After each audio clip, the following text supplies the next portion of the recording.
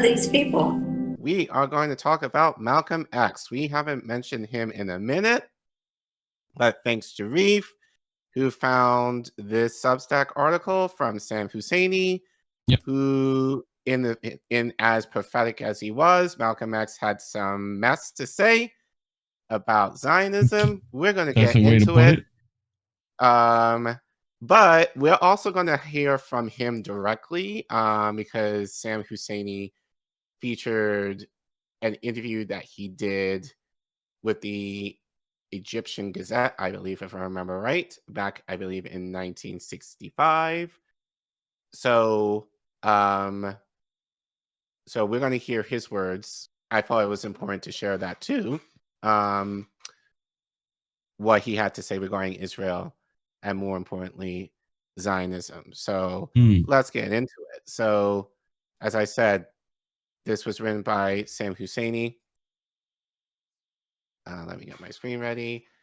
Who writes The Prophecies of Malcolm X, Zionism, a New Kind of Colonialism, decades after his martyrdom and nearing the 100th anniversary of his birth. Oh, by the way, this article was written back in February this year. El-Hajj Malik El-Shabaz's words still pierce through the deceptions of empire. So Sam continues to write.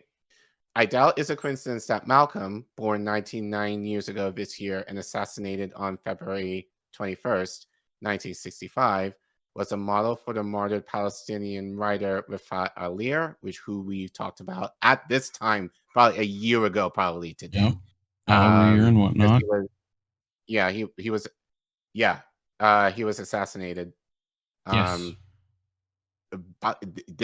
Now, last year. Indeed, at a talk in 2012, Alir would recall his introduction to Malcolm. I was teaching a course, and there was an amazing passage about this man of whom I had never heard before. The passage was so eloquent, so articulate, so amazing that it pulled me into this personality, this area of knowledge that I, again, never knew before. Malcolm X has had, since then, an amazing influence on my life to the extent that I now name him as my number one role model. So we're going to actually stop this article here. We're actually going to piggyback off of that because Sam Husseini he talked about this in his article, but I thought this was important to read the whole thing. Sure. So this is from Malcolm X himself. This was pulled from the Egyptian Gazette, written in September 17th, 1964. I got the year wrong. So a few months before he was assassinated. Again, this is Malcolm X's words. So Malcolm wrote, the Zionist armies that now occupy Palestine claim their ancient Jewish prophets predicted that in the last days of this world, their own God would raise them up a Messiah who would lead them to their promised land, and they would set up their own divine government in this newly gained land. This divine government would enable them to rule all other nations with a rod of iron. If the Israeli Zionists believe their present occupation of Arab Palestine is the fulfillment of predictions made by their Jewish prophets, then they also religiously believe that Israel must fulfill its divine mission to rule all other nations with a rod of irons, which only means a different form of iron-like rule, more firmly entrenched even than that of the former European colonial powers. Sounds like... very familiar. Yep. These Israeli Zionists religiously believe their Jewish God has chosen them to replace the outdated European colonialism with a new form of colonialism, so well disguised that it will enable them to deceive the African masses into submitting willfully to their divine authority and guidance, without the African masses being aware that they are still colonized. The Israeli Zionists are convinced they have successfully camouflaged their new kind of colonialism. Their colonialism appears to be more benevolent, more philanthropic, a system in which they rule simply by getting their potential victims to accept their friendly offers of economic aid, quote unquote, and offering tempting gifts, that they dangle in front of the newly independent African nations whose economies are experiencing great difficulties. During the 19th century, when the masses here in Africa were largely illiterate, it was easy for European imperialists to rule them with force and fear.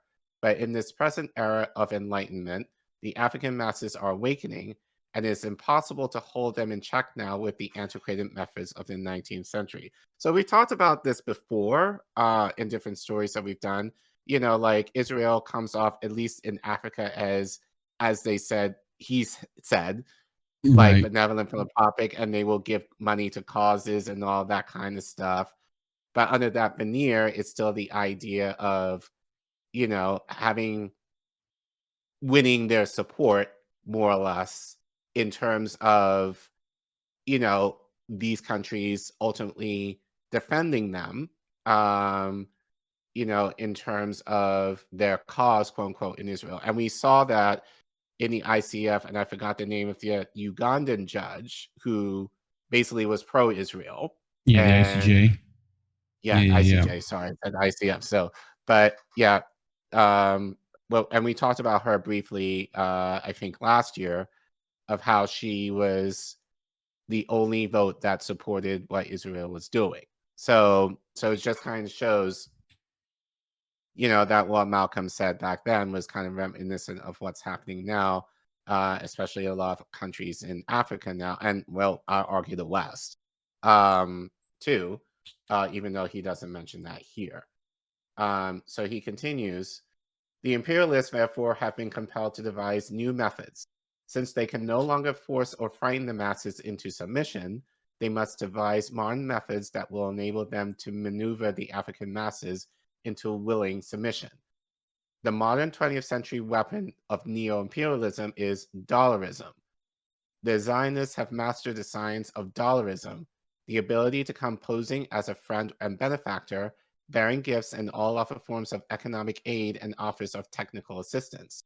Thus, the power and influence of Zionist Israel in many of the newly independent African nations has fast become even more unshakable than that of the 18th century European colonists.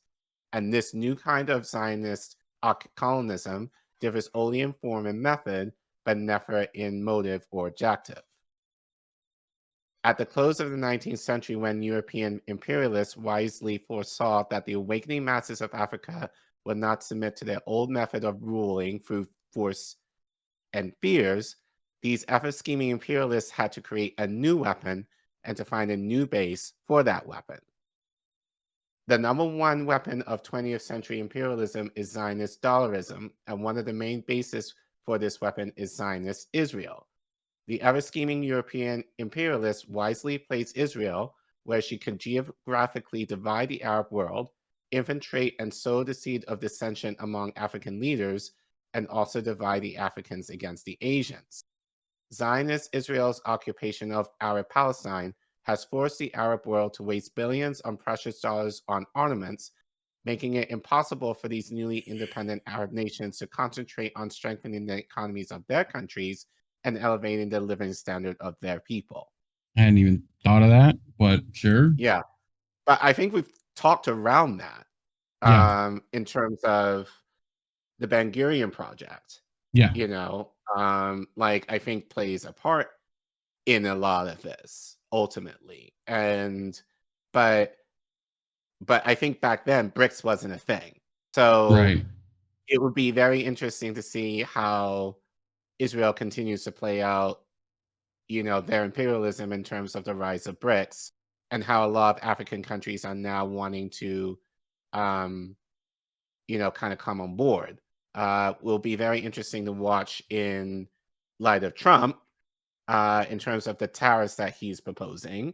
But again, it's still the idea of them being literally in the center of, you know, the ties to the East, China, Russia, and then, you know, kind of blocking the African nations to essentially, you know, they could pool their resources under the guise of, oh, we have this to give you in order to supposedly help their economies. but gaining support in terms of, solidarity with them while they're committing war crimes in other regions of the world. So, but yeah, let's go back to the article. And the continued low standard of living in the Arab world had been skillfully used by the Zionist propagandists to make it appear to the Africans that the Arab leaders are not intellectually or technically qualified to lift the living standard of their people, thus indirectly inducing Africans to turn away from the Arabs and toward the Israelis for teachers and technical assistance. They cripple the bird's wing and then condemn it for not flying as fast as they. The imperialists always make themselves look good, but it's only because they're competing against economically crippled, newly independent countries whose economies are actually crippled by the Zionist capitalist conspiracy. They can't stand against fair competition, thus they dread Gamal Abdel Nasser's call for African-Arab unity under socialism. So even then, socialism was the nasty word. If the religious claim of the Zionists is true that they were to be led by the promised man by their Messiah, and Israel's present occupation of Arab Palestine is the fulfillment of that prophecy, where is their Messiah who their prophets said would get credit for leading them there? It was Ralph Bunche who negotiated, quote unquote, the Zionists into possession of occupied Palestine. Is Ralph Bunche the Messiah of Zionism? If Ralph Bunche is not their Messiah, and their Messiah has not yet come, then what are they doing in Palestine ahead of their Messiah? So my curious ass was like, well, who is this guy? Doing some quick research, essentially. He was the U.S. Ambassador to Palestine. African American, won the Nobel Peace Prize for seemingly his for his work, I guess, within the region in addition to other countries. So essentially, Malcolm X is calling him out, basically being the black face in terms of the imperialism that, essentially gave Israel, the West to Israel, essentially. So he basically negotiated his position within his position to warrant Israel to, essentially to where they are now, essentially. Makes sense. So it might, and as I said to you before we went live, it might be worth doing a deep dive on him. I was trying to find some information on him before we went live. The only information I had was just more seemingly positive. Obviously, he's a Nobel Peace Prize winner, so of course he's going to be a good guy. Looking at you, Obama.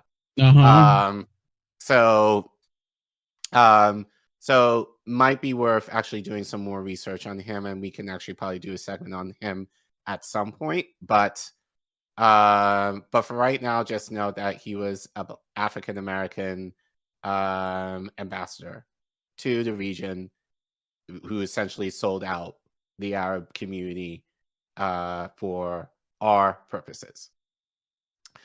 Anyway, did the Zionists have the legal or moral right to invade, scroll down, Arab Palestine, uproot its Arab citizens from their homes, and seize all Arab property for themselves just based on the religious claim that their forefathers lived there thousands of years ago? Only 1,000 years ago, the Moors lived in Spain. Would this give the Moors of today the legal and moral right to invade the Iberian Peninsula, drive out its Spanish citizens, and then set up a new Moroccan nation, where Spain used to be, as the European Zionists have done to our Arab brothers and sisters in Palestine? Right. So, interesting thought process. Right. In short, the Zionist argument to justify Israel's present occupation of Arab Palestine has no intelligent or legal basis in history, not even in their own religion. Where is their Messiah? So, coming along with out of Bunche, his letters, we're now going to jump back into Sam Husseini's article. And perfect person that he's going to mention now, fast forward to today, In the US, we have a prevalence of putting a black face on US empire, right? As with Linda Thomas Greenfield, who was mentioned by Madeleine Albright and just vetoed the third UN resolution for a ceasefire. I didn't know she was mentored by Madeleine Albright. That makes sense. Oh, yeah. So another establishment hack. Yeah. But she's black, though. So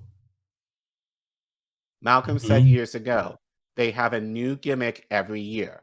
They're going to take one of their boys, black boys, and put him in the cabinet so he can walk around Washington with a cigar, fire on one end and a fool on the other end. And because his immediate personal problem will have been solved, he'll be the one to tell our people, look how much progress we're making.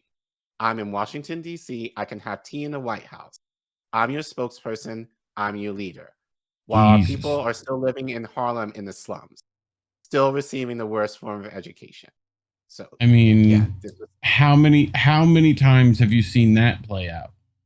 Like all the time. Way too many to count at this point. Right. Right. So and again, it's still the idea of like, this is the kind of stuff that people should be referencing and kind of thinking through. But again, we don't talk about this, but we are. But, yes. You know, but it gives, and I say this all the time, we try to reinvent the wheel way too much when it's just like, have you even considered what our past people, like past leaders, have said and done? Right. That all you really have to do is just remix what they've done to today. Yeah. But again, it's still, but he said it. It's just like blackface, high place, put them in positions, just that representation of actually looking progressive. So he's basically calling out the Democrats here. And, you know, but there's still shills for the establishment. So you saw that in Bunch, and again, will be worth looking at him. But we've seen this more recently with Thomas Greenfield in terms of her being pro-Israel. Right. Oh, and by the way, I have to mention this and I forgot. You know, like she tweeted her Thanksgiving dinner last week. Yeah. Yeah. I remember. You know, and people rightly called her out, basically being like, you're talking about your Thanksgiving dinner, meanwhile, you're killing babies in Gaza. Too much blood in that food. I'm just saying. Right. I mean, Kamala too, right? Like, I mean, fucking bringing out the bathtub for the collard greens and whatnot. Like, you know. So, I mean, it's same thing. It's every time they try to bring out some folksy black folk to like try to tell you war is good, capitalism good. You know, I see that way too often too. Just the whole black capitalist thing. I'm like, okay, you know, like if we could not, thanks. We now have many putting out rhetoric or engaging in pro-former actions, but not taking action to stop the Israeli slaughter, finding ways to confront and stop the US and Israeli criminals. But how many sitting here right now feel that they could identify with a struggle that was designed to eliminate the basic causes that create the conditions that exist? Not very many. Read that shit again. Like, read that shit again. But how many sitting here right now feel that they could identify with a struggle that was designed to eliminate the basic causes that create the conditions that exist? Like, not very many. No. They can jive, but when it comes to identifying yourself with a struggle that is not endorsed by the power structure, that is not acceptable. That is the ground rules that are not laid down by the society in which you live, in which you are struggling against. You can't identify with that. You step back. Yep. Malcolm applied dollarism to the US as well, as lots of groups on many issues are often more concerned about funding and paying off mortgages than much else. It's easy to become a satellite today without realizing it. This country can seduce God. Yes, it has that seductive power of economic dollarism. When they drop those dollars on you, you'll fold, though. As we've seen a ton of times with a ton of people. Right. Beginning in October, I focused on pushing for a country to invoke the Genocide Convention at the International Court of Justice. It was moving to me how activists and people who were concerned, who really wanted to change things, came forward to help make that happen. Yeah. And I was disgusted by how some legal experts who are allegedly critical of Israel and media outlets who pretended to want it to stop would ignore to dismiss the proposal. So I've been reminding of this from Malcolm. We need to expand the civil rights struggle to be a higher level, to the level of human rights. Whether you are in a civil rights struggle, whether you know it or not, you are confining yourself to the jurisdiction of Uncle Sam. The Negro problem is never brought before the UN. This is part of the conspiracy.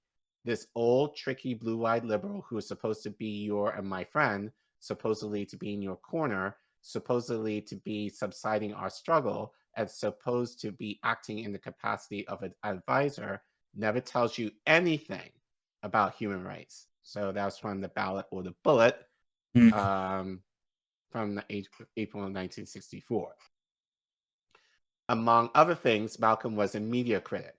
If you're not careful, the newspapers will have you hating the people who are being oppressed and loving the people who are doing the oppressing. Remarkably relevant as U.S. media focus or outright fabricate the suffering of some Israelis, many of them military, while marginalizing the literal genocide of Palestinians, or even the imagined hurt of pro-Israel activists trying to silence people trying to stop a genocide. And then there's this, just before Malcolm's own martyrdom. While I was traveling, I had a chance to speak in Cairo, or rather Alexandria, with Egyptian President Gamal Abdel Nasser for about an hour and a half. He was a brilliant man, and I could see why they're so afraid of him. They are afraid of him. They know he can cut off their oil. And actually, the only thing power respects is power. Yep. So any thoughts before we finalize all of this?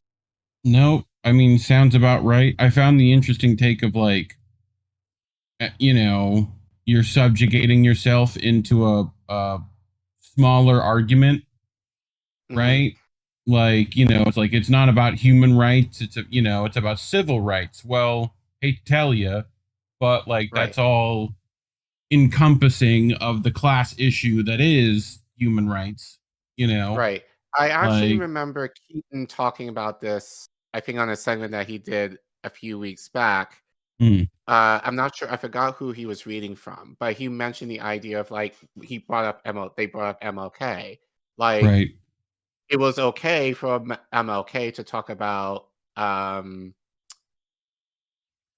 you know, social issues in terms of the Black community. Yeah, the minute he talks about economic issues, more acceptable. But then when bullets come from flipped and talked about economic issues, that was when they were like, you can't do, yeah, not fuck that. Right. So, you know, but human rights is tied to economic issues. Yeah. And that's the issue. And that's what people are generally trying to avoid. And that's why I've said on this channel is that, you know, you're worried, like for all the people who are worried about, oh, well, Trump is going to take away my rights. Well, you know, assuming you had rights at all, you don't, you know, because if you're afraid about those things being taken away, then it's a privilege that you've been living under privileges that are not necessarily afforded to other people. And most surely, if you have those privileges, quote unquote, if they were really human rights, then everyone in the world should have those rights too.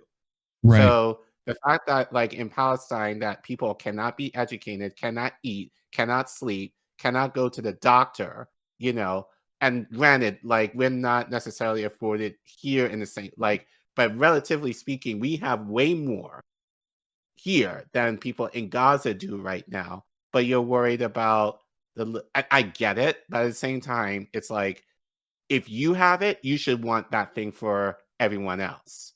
Like the idea of like, especially a lot of these celebrities are just saying like I saw something on The View where Anna Rivera, and kind of bringing this to, you Hunter Biden pardoning Hunter, she mentioned like, oh, like she called for Biden to pardon Hunter, even to the point of writing him a letter to pardon Hunter.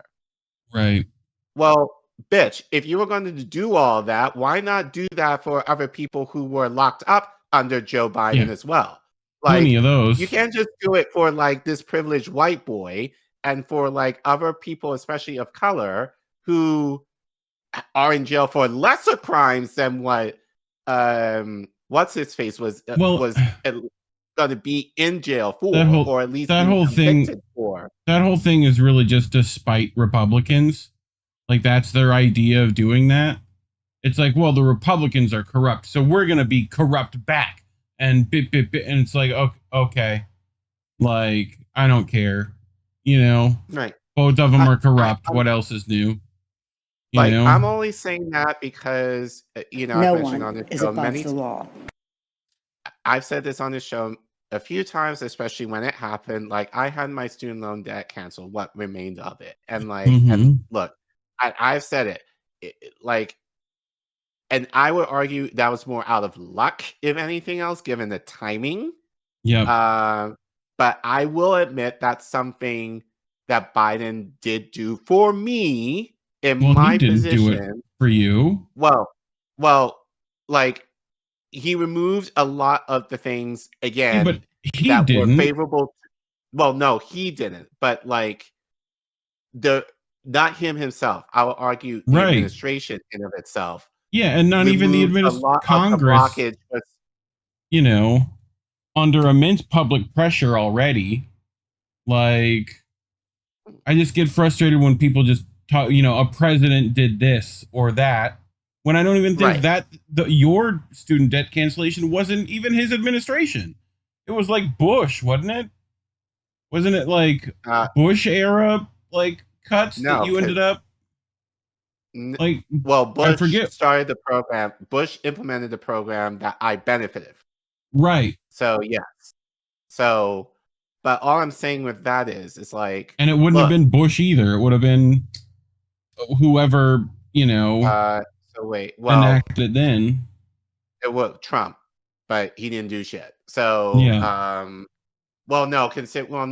like, because when did I started the thing implemented in 2007, and it's like you shouldn't have even had to pay for that college to begin with.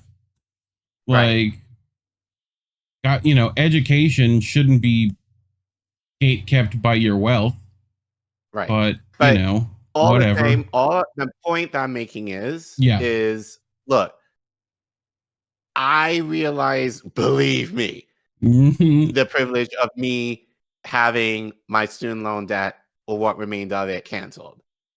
I want that shit for other people too. That's the difference. I didn't want it just for me. I want it for everyone else who needs that shit. So at least I acknowledge that. But that's the thing. It's like, people will acknowledge the things that benefit them, but they may not want that same shit to happen for anyone else. It's like, I got it, so I'm going to pull the ladder out and fuck you if you try to get it.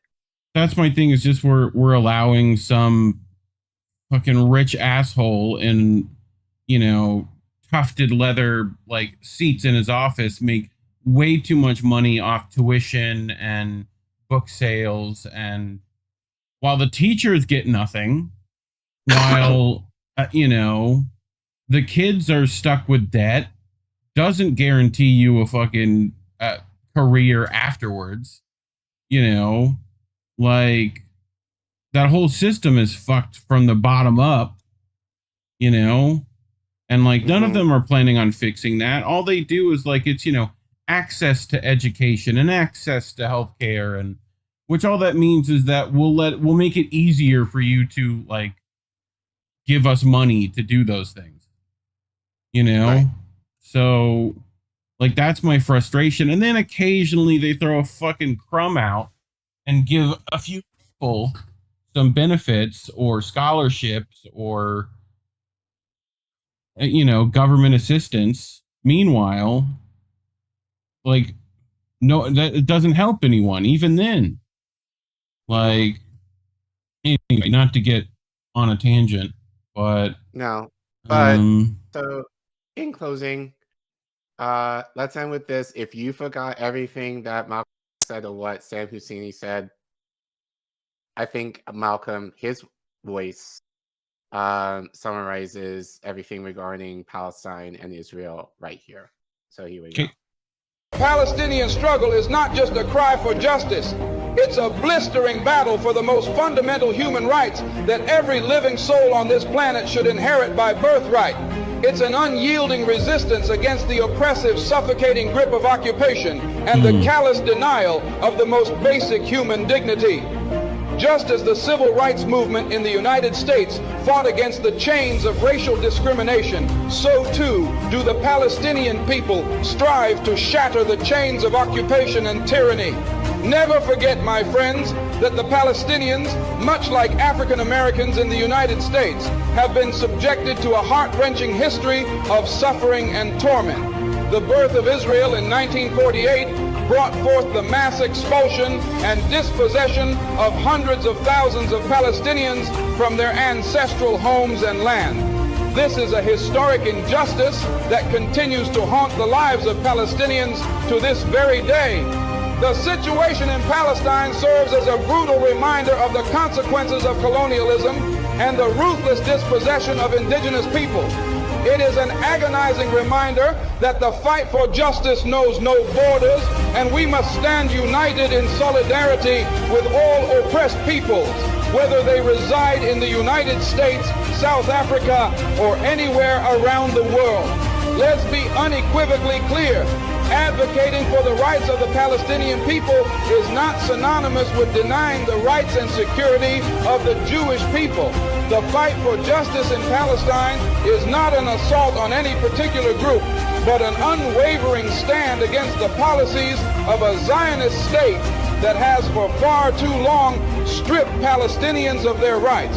We must remember that numerous Jewish voices also resound in the calls for justice and peace in Palestine, and their voices must not be silenced.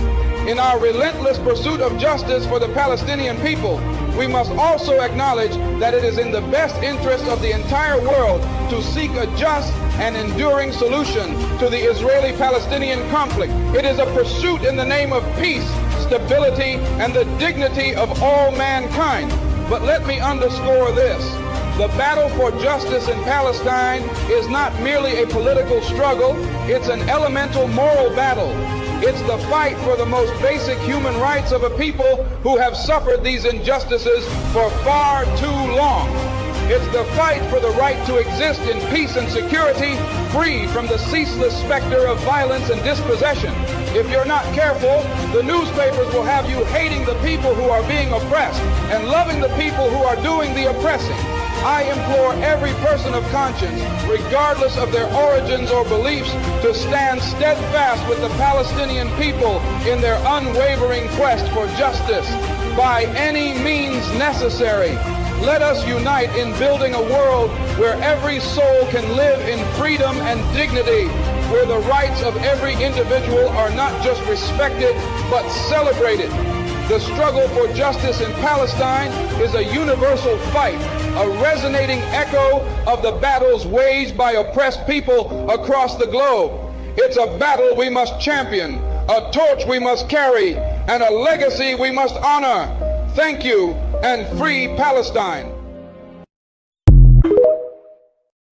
Sounds about right. Sounds like you recorded that yesterday, honestly. You know? Right. So. And this is what makes me mad, especially among Black people that said we have no right to support Palestinians or whatever. Like, you revere you have the duty, let alone the right. Some of you all. Like, right. And I was speaking to a friend like a couple months ago about this. He's a close friend of mine, and he was like, well, and he's like kind of like in the FBA ADOS camp, kind of. Mm-hmm. And he was like, well, like, they have nothing to do with me, so why should I care? And I'm like, I care because I'm a human being. Like, well, it also just the state of Israel has its ties in so many things that exactly, you really do like, need to kind of pay attention. Like, right, regardless of what you think, you know, right, it affects you. We'll look at that in multiple stories tonight. How, you know, that country tries to manipulate quite a bit. So, right. you know, So once again, shout out to Sam for his writing, and more importantly, shout out to the late great Malcolm X for your yeah. words. We hope that we hope, you know, when we clip it out, that people will share it, you know, because as I said, this is part of the hidden history that we don't talk about. Mm, And this is the thing that, you know, and especially I kind of talked about this on American Tradition with Jesse and Indy last night. This is the kind of history that our government, you can argue Trump, but I will argue both sides of government do not want you to know right. about this man. Like, this is the kind of stuff that you know you'd be arrested for if you try to implement or kind of follow out a lot of the things that Malcolm X was kind of talking about here. So, you know, so at least as long as I have the means to, or we have the means to, we'll continue to promote the truth in a way that he did and others like him. But yeah, it sucks that this is the thing that people should be talking about, or at least kind of referring to, and I'm glad our audience is aware. But Yeah. you know, but did he sound like a crazy radical to you there? No, he was talking about basic human dignity and basic human rights that are owed to everybody, but Mm-hmm. especially given the Palestinians and the African American community. Well, and But this, watch those same leaders who bring up MLK and now bring up Malcolm to try to mhm, use that same, like, to subjugate you further, you know, like, their words do not match their actions, and they're definitely going to try to exploit, you know, the words of the dead for sure, and forget all the important stuff that was actually said, you mhm, know. So keep an eye out for that one. right. So, but But these segments are yeah. why we are demonetized from YouTube. So if you want to support us financially, you can go to the QR code that you see on your screen, or you can go to the link that you see toward the bottom of your screen at Ko-fi, and you can make a donation there. Or if you're in the YouTube chat, you can, when we're live, you can type exclamation point, the actual sign, donate, Mm-hmm. and then the link will pop up in the chat for you to donate right there. You can donate as little as $1. Any amount helps towards our growth on the network. But and I think especially for a word that we heard in this segment, please don't forget to like and subscribe and share not just this, but all of our content to help fight this oppression allegedly. And make sure you leave a comment. Like, what do you think of Malcolm X and what he said? Did his words of what he was saying sound radical to you? And you know, do you agree in terms of his thoughts regarding Palestine? I mean, Palestine and Israel.